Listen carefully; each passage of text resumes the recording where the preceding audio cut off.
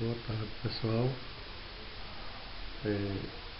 Hoje a nossa aula será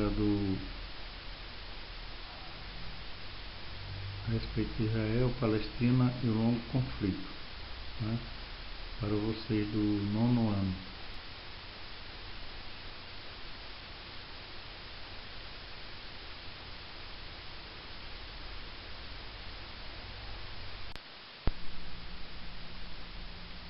Boa tarde.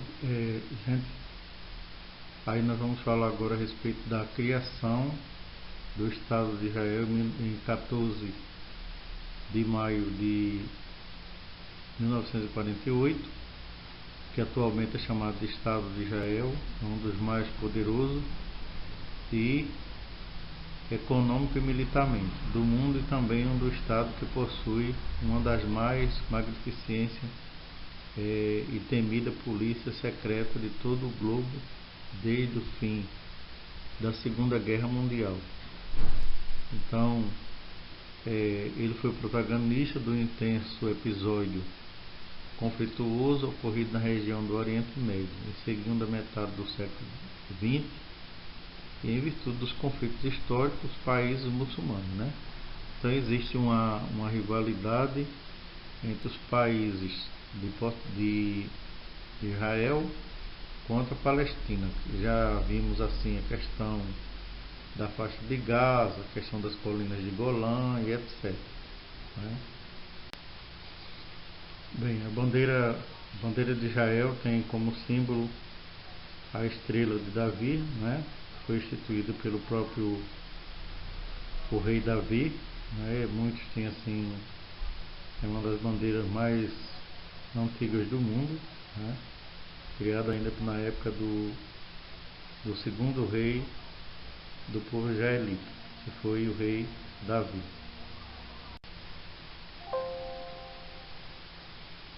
E aqui o mapa do Oriente Médio, né, mostrando aqui as nações do Oriente Médio. Você vê aí a nação israelita, né, e as suas fronteiras.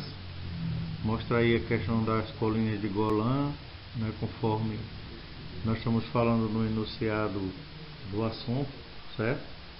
Então que você possa aproveitar bastante o assunto. E aí nós vamos falar sobre a origem e causa do conflito, né, entre Israel e Palestina até os dias atuais, né? O que chama atenção na localidade são a questão da diversidade cultural, a questão religiosa, onde surgiram 3 importantes religiões monoteístas que cultuam um único Deus: o judaísmo, o islamismo e o cristianismo. A localidade atrai os fiéis de 3 segmentos que muitos chegam na região em busca do passado histórico. Aí nós falamos dos judeus, né? Eles se intitulam donos da propriedade, porque assim está também escrito no livro da Torá, que é o livro sagrado do judaísmo, e no livro sagrado do cristianismo, e que é a Bíblia, né? Falando a compra que Abraão, que é titulado o nosso pai na fé, que comprou as terras de Israel, né? E deu ao seu povo a herança, né?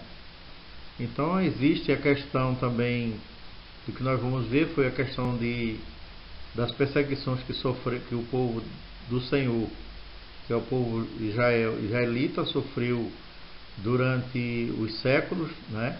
E muitos tiveram que sair de sua terra e foram se tornando em escravos, né? Quando nós falamos assim a palavra diáspora é mesmo que eles tiveram que sair pelo mundo, né? Quer dizer, foram tirados de suas terras e levados para outras nações. Aí, de acordo com o livro sagrado, a Torá e a Bíblia, é que no passado essas terras pertenciam ao povo hebreu, porém tiveram que sair devido às perseguições no século XVIII a.C.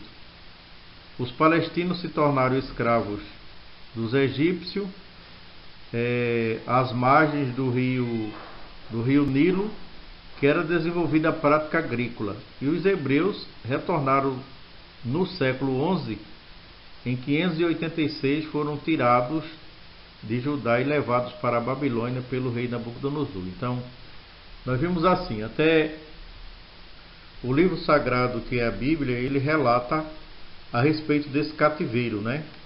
O cativeiro babilônico e o cativeiro assírio. E dois povos de Israel, duas tribos de Israel são levadas. Uma foi levada para a Babilônia, que é Judá, e a outra foi levada para a Síria. Então esse cativeiro entre a Síria, Babilônia, e ele vai durar aproximadamente 70 anos, né? Então o primeiro do babilônico ele vai surgir na época do rei Nabucodonosor e vai até o apogeu a época do rei Ciro, né? Quando ele invade a Babilônia e toma o poder. Então ele faz o retorno dos judeus à sua terra, né? Só que alguns hebreus, eles não quiseram retornar, porque estavam ali e já tinham suas riquezas, se acharam que tinham uma vida estabilizada, né? Mas essa diáspora ela vai durar, ela vai ter tem a primeira, que é essa época de Nabucodonosor, e a segunda, que é durante o ano 70 depois de Cristo, que é pelos romanos, através do general Tito, né? Onde os judeus eles saem de sua pátria e ficam dispersos pelo mundo até 1948, não é? Quando a ONU, 14 de maio de 1948, ela cria o chamado Estado Novo de Israel. O que no passado, também por volta de 1904, o jornalista Herzl, ele faz o chamado movimento sionista. Esse movimento sionista era para que os judeus retornassem para a sua nação, do qual eles teriam que voltar para a Palestina. Então esse foi o movimento criado pelos judeus. Mas só que nos anos 40, com a Segunda Guerra Mundial, os judeus são retirados de sua pátria e muitos são mortos, né? O chamado Gueto de Varsóvia, onde 50 milhões de judeus foram mortos. O dia todo, não está com uma coisa aberta o dia todo, não? Sim. Tá. Eita. Tá gravando a aula. Bem, nós ainda falando, quando eu falei a respeito do jornalista Theodor Herzl, ele era judeu de origem austro-húngara. Então ele é que realiza o chamado movimento sionista, que era a vontade, o desejo que todo o povo que está em uma pátria estrangeira, eles têm de vontade de voltar. E principalmente os judeus que estavam, a questão da diáspora, eles ficaram espalhados pelo mundo durante mais de 2 séculos, né? Quase 2000 anos, aliás. Então, porque ele sai em 70 depois de Cristo e só tem a sua nova nação em 1948, né? Então os judeus poderiam, esse movimento desse jornalista, de Herzl, o objetivo dele era que todos retornassem à sua terra, não é? E essa expansão, ela teve esse nome de sionismo, né? Que eles voltassem a morar na Palestina e eles pretendessem se estabelecer na sua pátria. Só que durante a Segunda Guerra, há esse movimento onde os nazistas, liderados por Mussolini e por Hitler, eles diziam que tinha que ter a raça pura, né? E os judeus teriam que ser exterminados da terra. Então eles fizeram É o movimento onde foram exterminados ciganos, judeus, testemunhas de Jeová, homossexuais, negros, pessoas que não eram da raça ariana. Para os nazistas eles teriam que morrer. Então, acredita-se que os judeus e esse povo foram levados também para as chamadas câmara de gás, né? Auschwitz teve esses lugares que você pode ver aí na internet, né? Onde se viam para serem mortos. Então muitos tinham até um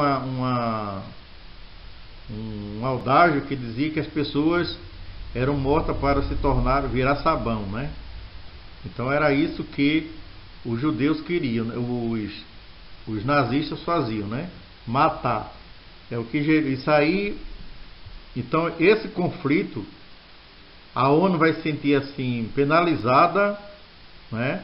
E aí é que a ONU vai fazer a questão elaborar a questão do documento para o chamado Estado Novo de Israel. E um médico que era brasileiro, Oswaldo Aranha, o médico Oswaldo Aranha é quem elabora o documento para a criação do Estado Novo de Israel.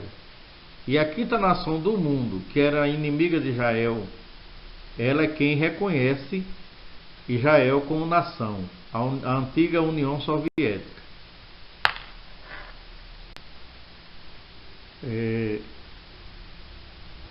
Bem, as guerras contra Israel, ela, mesmo com a criação do chamado Estado Novo de Israel em 48, mesmo assim, após a saída das tropas inglesas de Israel, o Israel volta a ser atacado por 3 frentes que fizeram presente, né? Aí tiveram aí as frentes com o Líbano e Síria, as forças da Jordânia, oeste do Egito. Então a França e Inglaterra, ela vai oferecer armas a Israel, né? Essas armas a Israel. Então em 52, o mesmo coronel que havia atacado Israel no chamado o Canal de Suez, ele vai também decretar uma invasão, fazer uma invasão a Israel, que é o coronel Gamal Abdel Nasser, né?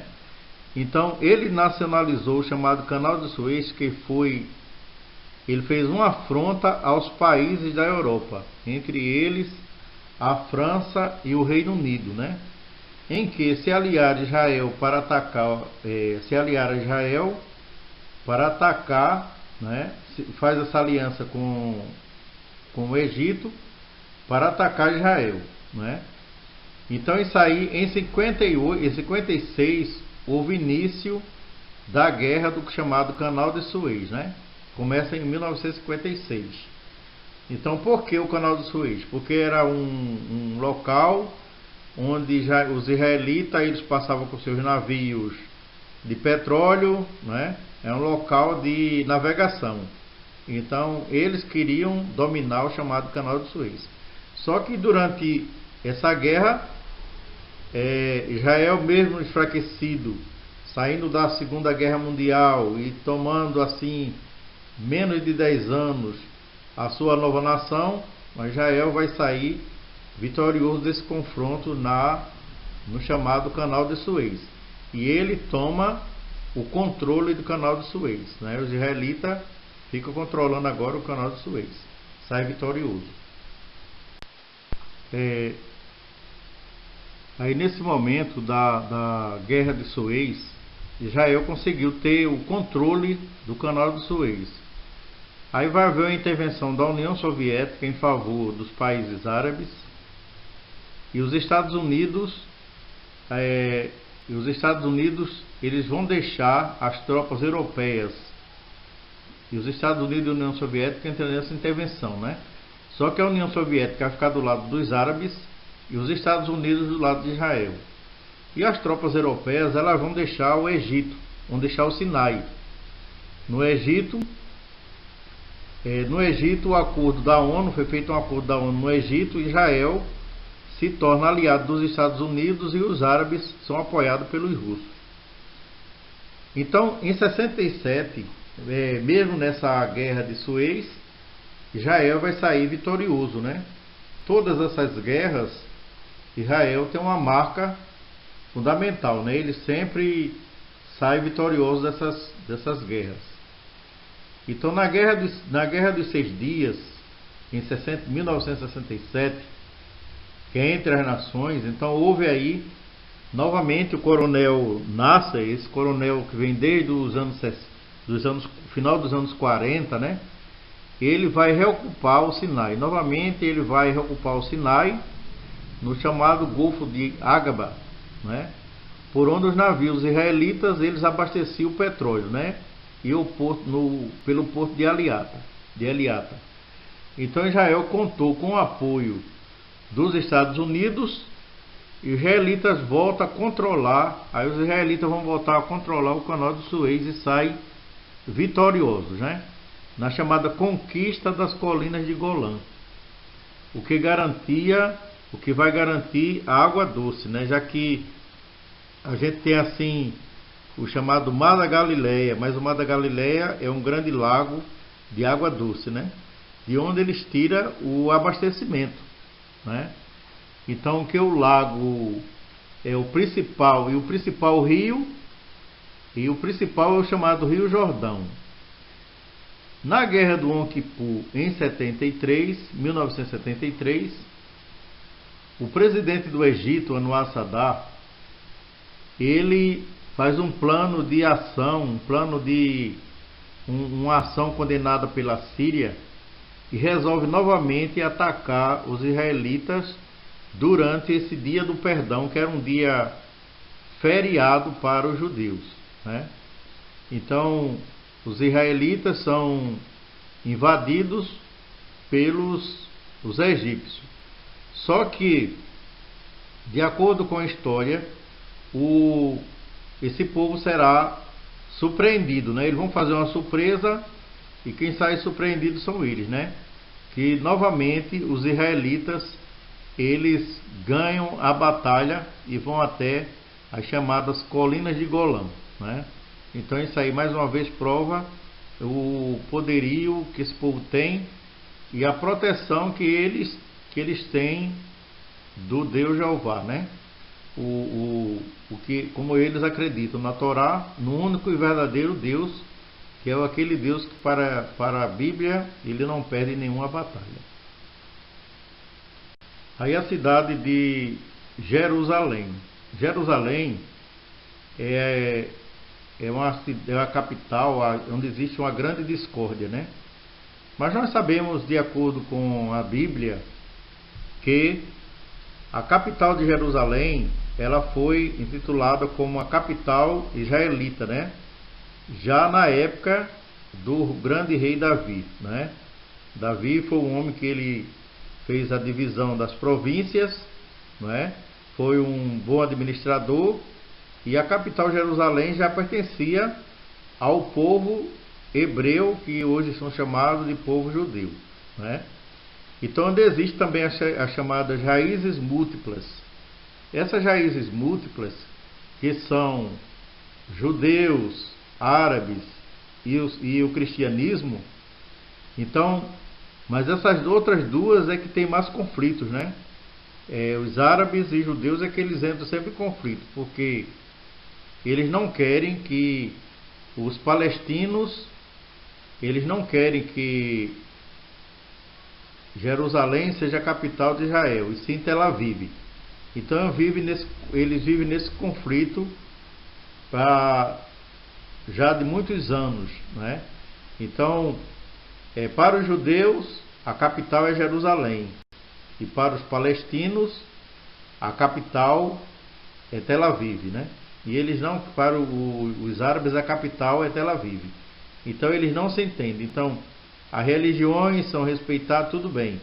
Agora só na questão política que não há entendimento entre eles, né? E sempre quer o controle de água que tem na Cisjordânia, né? Que há o assentamento judaico, onde eles também não querem aceitar esse assentamento judaico em terras que eles dizem que são deles, que são dos palestinos.